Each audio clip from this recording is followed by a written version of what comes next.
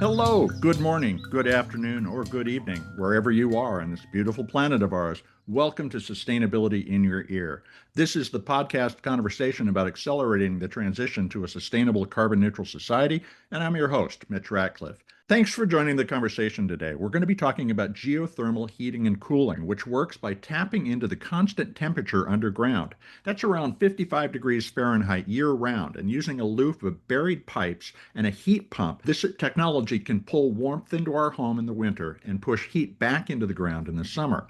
It's the most efficient HVAC technology available, 4 times more efficient than a furnace and twice as efficient as an air source heat pump. Yet it remains stuck at roughly 1% of U.S. installations because of one persistent barrier: upfront cost. A residential geothermal system can run between $20,000 and $30,000 before incentives, and while homeowners can recoup the expense through lower energy bills over time, most people can't afford to write that first check. Builders face margin pressure on every home and default to the cheapest option that will meet their codes. Our guest today is Dan Yates, the CEO of Dandelion Energy, whose co-founder, Kathy Hannon, spoke with me in 2024. He joins me today to discuss how the company just eliminated the upfront cost of geothermal systems. Now, amazingly, this green option is a product of the current Congress. I know, hard to believe. This summer, Congress passed H.R. 1, the law known as the Big Beautiful Bill. It ended a residential clean energy tax credit that homeowners could use for geothermal installations, but the same legislation preserved the 30 to 50% commercial investment tax credit through 2034, and for the first time authorized third-party leasing of residential geothermal systems. What looked like a setback for clean heating became an opening for a new business model in the industry. The stakes for geothermal are significant. According to the Department of Energy, widespread adoption of geothermal heat pumps could eliminate the need for 24,500 miles of new transmission lines, roughly the equivalent of laying high voltage cables across the United States 8 times. As data centers and electrification drive unprecedented demand on the grid, geothermal offers something solar and wind cannot: consistent heating and cooling that actually reduces peak electricity load by 60% on the coldest days. Since 2017, Dandelion has installed thousands of residential systems and drilled over 1 million linear feet of ground loops to tap the Earth's energy. And in April, Dandelion announced a partnership with Lennar, one of the nation's largest homebuilders, to deploy geothermal in more than 1,500 Colorado homes over the next 2 years. It's among the biggest residential geothermal projects in U.S. history. In October, Dandelion launched its first residential geothermal leasing program in the United States. That allows homeowners to install geothermal for less than traditional HVAC systems. Buyers pay as little as $10 to $40 a month in ongoing fees, that's typically a fraction of their energy savings, to get these new systems. Now, Dan has translated policy shifts into market opportunities in the past. Before Dandelion, he co-founded O-Power, an energy efficiency software company that helped utilities engage consumers on energy savings. And he led O-Power through a billion-dollar plus IPO and its 2016 sale to Oracle. We're going to talk today with Dan about how the leasing model changes the calculus both for builders and buyers, what the policy landscape looks like heading into 2026, and why geothermal has remained an emerging technology for over a century while solar went mainstream. We'll also discuss what it would take for ground source heat pumps to follow solar's adoption curve over the next couple of decades. You can learn more about Dandelion Energy at dandelionenergy.com. That's all one word, no space, no dash. Dandelionenergy.com. Can leasing do for geothermal what it did for rooftop solar? Let's find out right after this brief commercial break.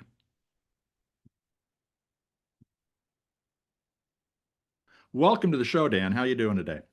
I'm great. Thanks for having me, Mitch. Well, thanks for joining me. It was really interesting to talk with Kathy a couple of years ago about what Dandelion's doing, and your leasing program's a first for residential geothermal. Before we get into that, why is geothermal a better option for many homeowners?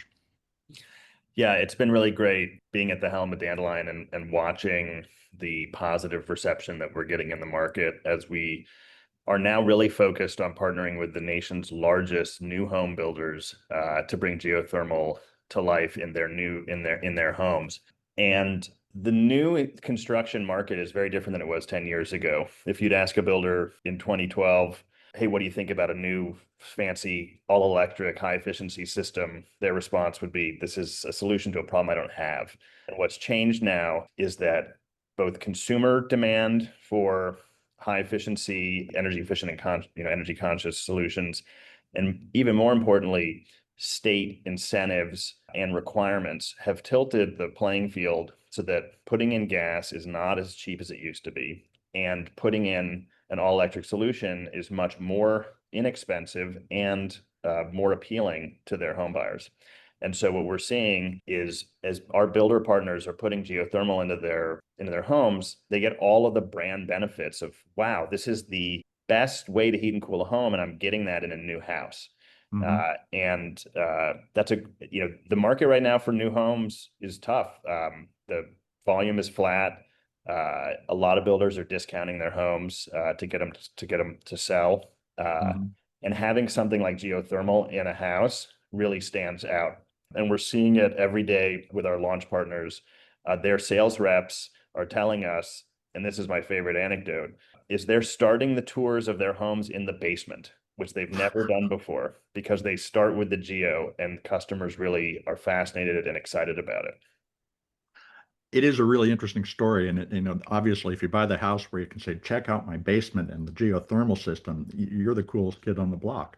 So, walk us through how the change in the law changes the economics for the home builder decision. What does the math look like now? Yeah, so two things have happened. First, states have put in place lots of incentives to Mhm. buy down the cost of geothermal systems up front. So in our top markets in the Mountain West, in the Mid-Atlantic, and in the Northeast, a typical home that we put in geo in, our all-in costs to that home builder are going to be between $20,000 and $30,000, which is a lot more than what they pay for conventional HVAC and heating. But what happens is the incentives at the state level will bring that cost down typically by more than $20,000. And so then they're in the single digits. And that is what's made it possible for us to sell as many geothermal systems as we've had in the last few years. That's the first thing. The second thing is that the One Big Beautiful Bill Act, which was passed this summer, unlocked geothermal leasing. And there were the One Big Beautiful Bill Act in general got rid of clean energy stuff, right? So it's funny for me to be celebrating it for our business. But geothermal had two tax credits. One was for residential customers and one was for commercial customers. They did get rid of the residential tax credit, but they kept the commercial one, and they wrote into the law that you could lease geothermal systems, which traditionally was not possible for tax code reasons. And so what that has allowed us to do is we can go with our home builders and they can offer the system with a lease. And that system is then 40% less expensive because the tax credit is a 40% tax credit in most cases. And so I said, before that 40%, we were at like, call it, $10,000. Now it Right. brings it down another chunk. And we have some projects where it's net negative cost for our builders to put in these systems. So, how long does the lease last for the homeowner, and what happens at the end of the lease? Yeah, so the lease, most typical leases that we're seeing are 20-year leases. Hmm. And one thing I really want to clarify is when people think about leases in a home, the first thing their minds often go to is solar leases. And Hmm. a typical solar lease will be on an asset that's $15,000 to $20,000. And so customers are paying $150 a month, $250 a month. And the solar industry has done a really good job of like selling that so it doesn't feel like you're paying anything because you're just paying a Hmm. different electric bill, but you're paying 150, $250 a month. These leases we're talking about are like $20 a month, $40 a month. And because the underlying lease, when you take all of those tax credits and incentives, is not a $20,000 lease. It's like a $6,000 lease. So the Hmm. home buyer is not signing up for it's not a big deal. What's left is just not that large. And so then that let's say 30, $40 a month payment that they're making is far less than the energy that they're saving by putting in the geo system. We're going to talk more about geographic coverage later in terms of where you're offering the leases, but is this a technology that can be installed anywhere, or is it in a geologically active area that's more advantageous? Yeah, glad you asked that question. So absolutely, it can be put in anywhere. And in fact, we wouldn't know the only place it can't be put in is a geologically active area. Like we Okay. can't go in on a volcano, and most of our customers don't live on volcanoes, so it's good. What I jokingly call our geothermal lukewarm geothermal, because that's what we're looking for. We're looking for 60-degree Earth, which is basically everywhere in the US, and that is way warmer than the outside air in the winter and way cooler than the outside air in the summer. And that's how we're able to get so much more efficient heat exchange. Back to the big, beautiful bill for just a second. Was this an Absolutely. intentional win? I mean, was the industry advocating for this, or was there just a particular legislator who slipped this in somehow? How did it happen? Yeah. So nothing is ever fully clear in the fog of war, but I would say for sure the industry was not enthusiastic about getting rid of the residential tax credit. So that was definitely something that we all saw as a loss to bid farewell to it. And then the industry did, among several other ideas, bring this leasing idea to the table. And then it took some, willing legislators to put it into the bill. The other thing that the Big Beautiful Bill did was it eliminated what was described as the limited use property problem. Under the old tax code, a leasing company couldn't repossess a system if somebody didn't pay their bill. Does that change the willingness of capital to back the construction of new homes? Talk us through the math of that. Yeah, so I think the simple way to think about that is what I was pointing to a little bit earlier, but not Mhm. explicitly. The tax code is pretty clear that to be allowed to lease something, one of the easy to understand concepts is, well, if I'm leasing it and you don't pay, I have to be able to repossess it and lease it to somebody else. And the biggest cost in a geothermal system is this bore that we, drill in your backyard and bury a ground loop. It's basically a hole in the ground. And historically, the tax interpretation said it's very hard to repossess a hole in the ground, so this Yeah. doesn't qualify. You can't lease it. The simple thing also to understand is the law now just says you can lease geothermal systems. And that's essentially all you have to understand is now that, so whatever tax code concerns have just been superseded by the congressional stipulation. That 100% unlocks the leasing money. Are you seeing an influx of capital as a result? There's Is there tons new of money companies. going to? Absolutely. So we launched our leasing product with a partner, Upstream Leasing, Mhm. who is enthusiastic to be deploying capital against this new opportunity. And we are in talks currently with several other new partnerships and financial organizations that are looking to get into geothermal leasing. Some homeowners, when they hear the word lease, may balk at the idea of having part of their home owned by somebody else. Now, you mentioned this is a 20-year lease. At the end of that, the homeowner owns it. But are you also thinking about the potential to add services, maintenance services, and other things into that regular payment so that they also get some sort of additional value from the lease experience? Yeah, so our focus right now is on bringing the lowest possible way to bring geothermal to homeowners, and that is Mhm. with, in many cases, with the lease. And then we're focused on keeping that monthly payment as low as possible. And so that pushes in the direction of not layering on service packages, but customers are always able to access those in whatever region that we're in. The retrofit customers, particularly in New York and Connecticut, which in those two community or states, they're paying between $200 and $300 a month for the lease. Why is a retrofit more expensive than a new build? Yeah, so that's in fact why we've put so much of our business attention on new builds now. There's a tremendous economies of scale when you're doing geothermal 100 homes at a time. So the easiest part of it to understand is the mobilization costs.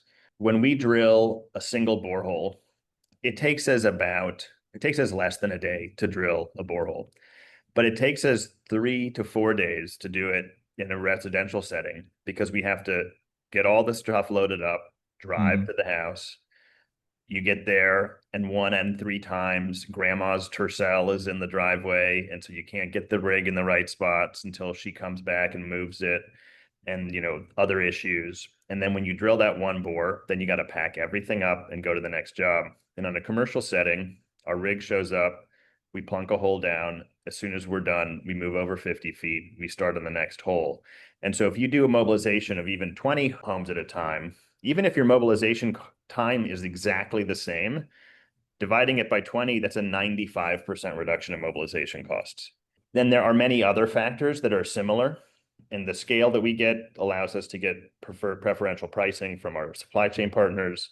And all of these things accrue to a reality where our new home construction costs are half what it costs in a residential retrofit environment. Now, another thing about New York in particular is that they have just doubled their tax credit for geothermal. And, Yes. obviously makes it a very lucrative market, but you're going into 15 other states. How do you choose where you're going and where are you now? Yeah. So what's exciting about the lease is it's really unlocking so many more states because all of a sudden you have a 40% discount everywhere you look. And you have a purpose-built vehicle to share some of the ongoing benefits, basically to transfer the cost up front into ongoing costs that match the ongoing benefits, right? So you have a double win there.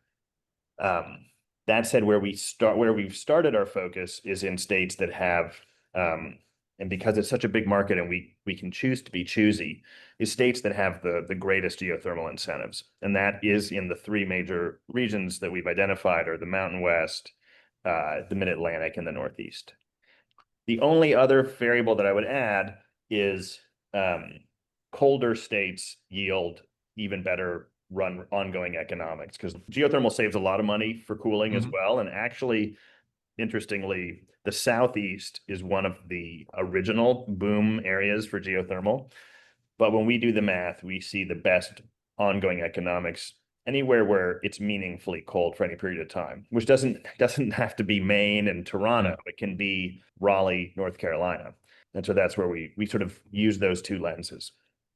We're talking about growing market adoption. When do you see geothermal hitting a tipping point where it becomes a mainstream choice rather than an emerging technology? Well, so that's what we're all about, and I'd say that that moment is now. So our Okay. biggest partner is Lennar, and Lennar is by many measures the largest home builder in America, and they go head to head with D.R. Horton for that title every year. And they're, by any count, no one argues they're in the top three. They build almost 100,000 homes a year, and they do not build luxury homes. They Mhm. build homes for the average American. You can't build 100,000 homes and sell them if you're selling them only to high-end buyers.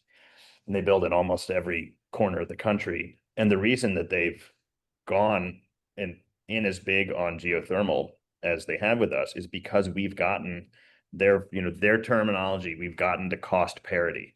Every time we update our portfolio with them, the projects are costing them equal or less than it would to do conventional equipment. They're like a Costco of home building. They pay less for more, and we've gotten there. And that's the beautiful thing. And that's why we're growing. It's why it feels like, oh my gosh, this is finally unlocking. That's really encouraging to hear. I want to take a quick commercial break and then we'll come back and talk more, particularly about how the leasing and the Lennar relationship are evolving. Stay tuned, Perfect. folks.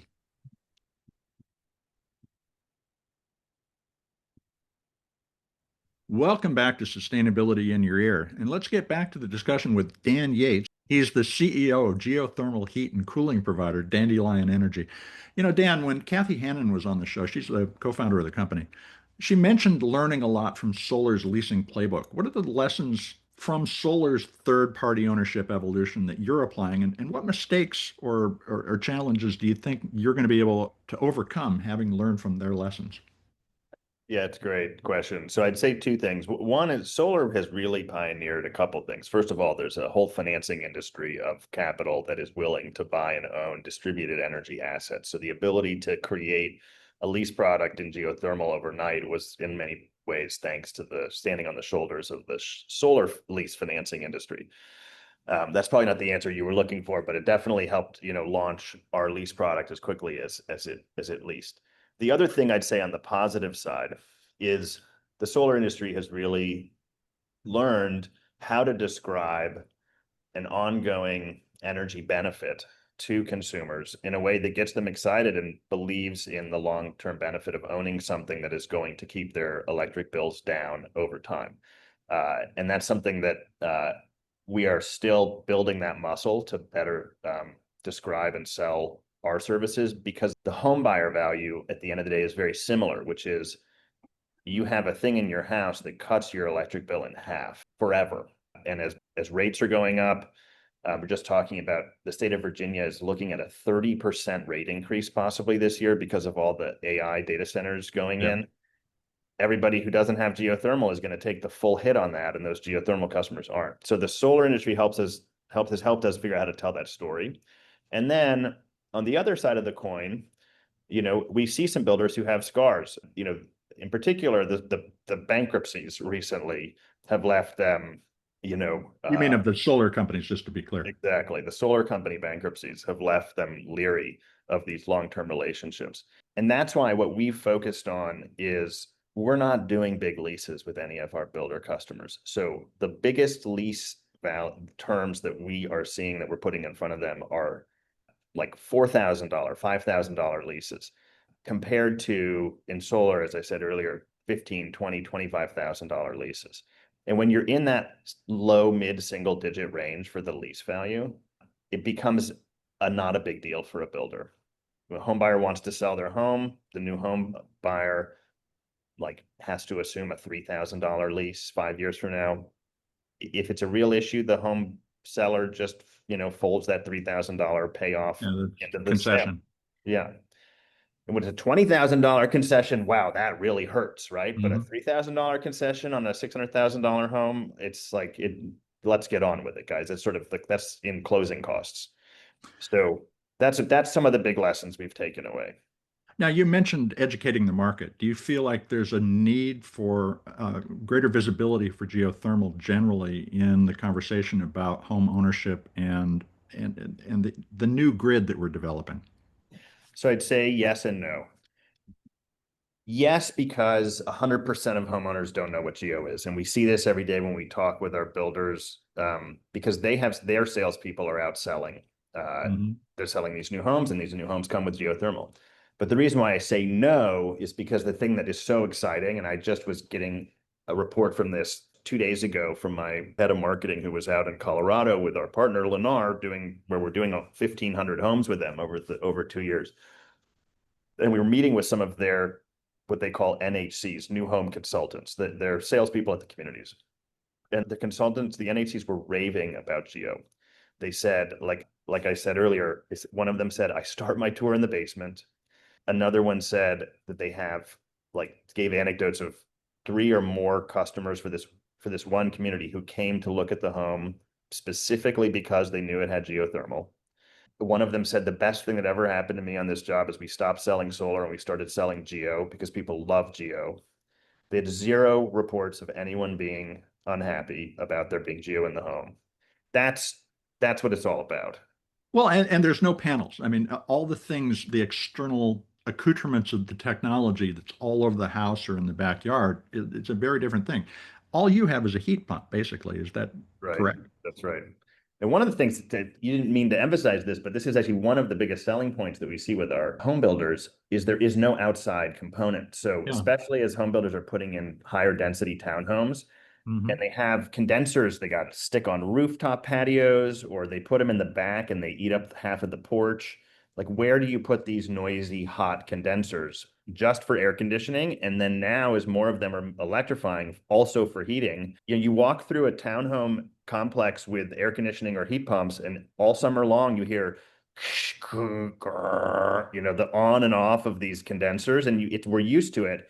You walk through a geo community, which is even better than just a single geo home, but a whole row of geo homes, and you just hear the wind in the trees. You hear the birds chirping, and that is such a big luxury for these builders. And now to get that at no additional cost, it's a huge selling point for them. You also mentioned the load that we're seeing on the grid because of particularly the rise of AI, but prices going up 30% are not going to be welcome for very long. Are utilities reaching out, asking about putting geothermal in order to relieve the grid of the demand that's associated with HVAC?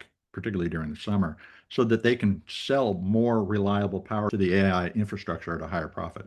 Yes, 100%. So the primary modality of a utility reaching out is the utilities operate in this sort of in this regulated monopoly. It's like a tense partnership between the utility and the utility commission, right? Mm-hmm. And the way this has been manifesting is that the utilities, in conjunction with the utility commission direction, have been offering bigger and bigger incentives to buy down the cost of geo because they want to see geothermal in their state.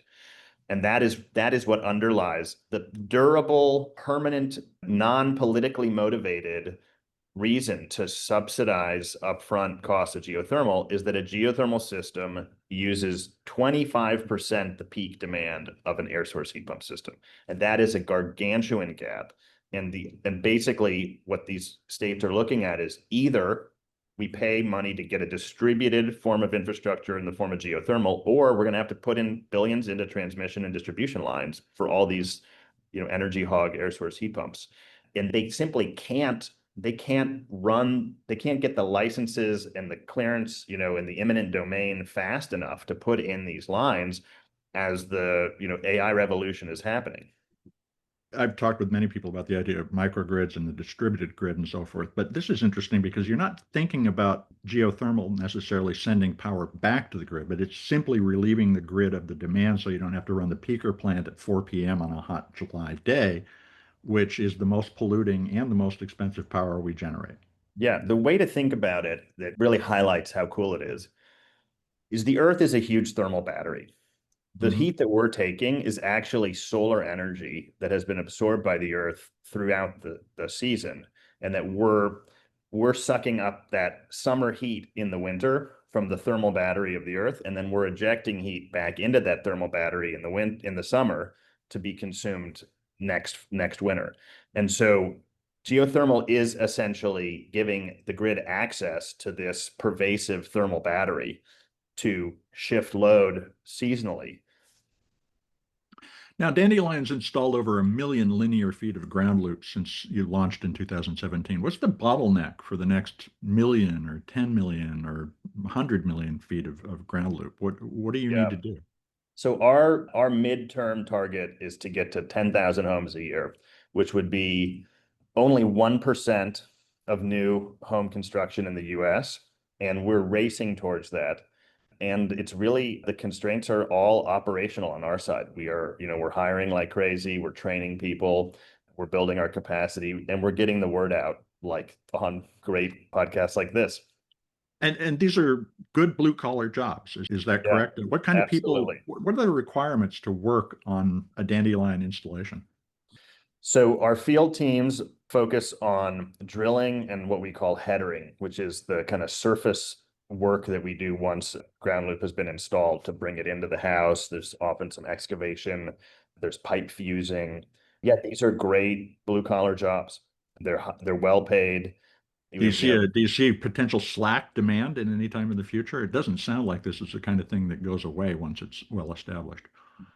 No, I mean, I think, look, we have 120 million homes in the US that need to be upgraded to electric heating over the next generation. And we're starting with the million a year that are built new.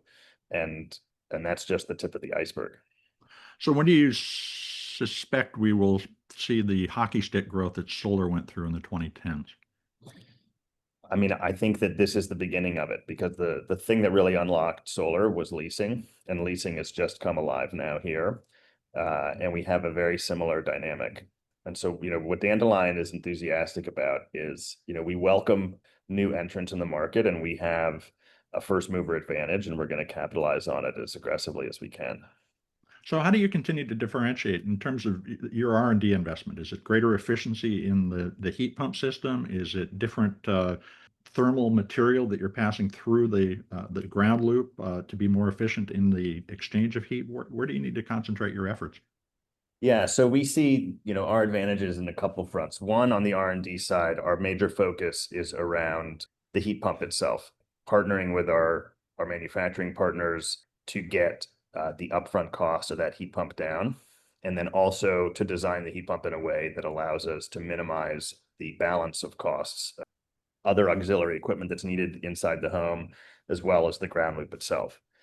On the ground loop side, our major focus is on building a very highly trained drilling organization and procuring and designing our fleet, our drilling and logistics fleet to be optimized for the home builder problem.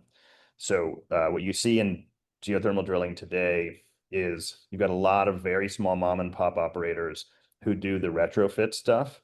Mm-hmm. And then you have some more scaled operators that have all specialized on commercial jobs. And commercial jobs are like, doing Fortune 500 companies headquarters where you show up and you may drill 250 boreholes all within an acre. And so that biases towards very large equipment that doesn't have to move at all. And we have this sort of tweener problem. Like I said, we have huge mobilization efficiencies compared to residential, but our rigs do have to move 50 to 70 feet per hole. So, in a commercial setting, you might be on your 50th hole and still only be 150 feet from the first one. Whereas our 50th hole will be a half mile from the first one. So we need equipment that's in between, and that's where we've been optimizing. And so we've got we're building a drilling cost advantage, and we're also building a heat pump design and upfront cost advantage. And then the last thing is just scale. Everything gets cheaper with scale. So that's my number one focus is we just need to be in the lead. And we're very, very focused on upfront cost to our home builders as the number one value that we bring them that is different from other geo. We can do it for much less, and that is what makes all the difference. So a really interesting story. How can people keep up with this, what Dandelion Energy is doing, and potentially find out about getting a system? Follow us online. Please go to our website, dandelionenergy.com, and read about us in the news. And if you're a home builder, please reach out because we're very eager to work with folks all across the country. We have, in addition to the regions I mentioned, the Mid-Atlantic, the Mountain West, and the Northeast, we're doing a project in Tennessee starting in January. We're talking to builders in Texas. We've got projects all over the country that are in flight in the Midwest as well. Well, Dan, thanks very much for the time today. It's been a fascinating conversation. I appreciate it, Mitch. Thanks so much. It was fun to be here.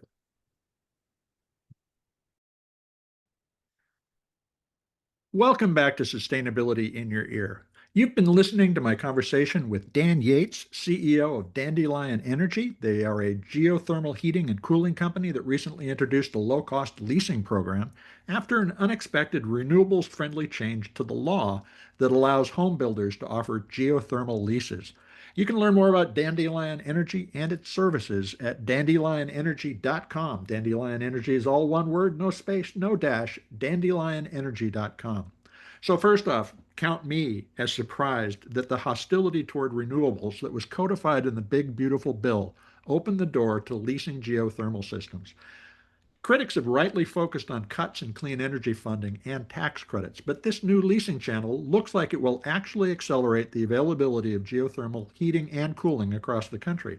And eliminating that upfront cost of drilling and installing a geothermal energy pump will likely have the same effect on adoption as solar leasing did.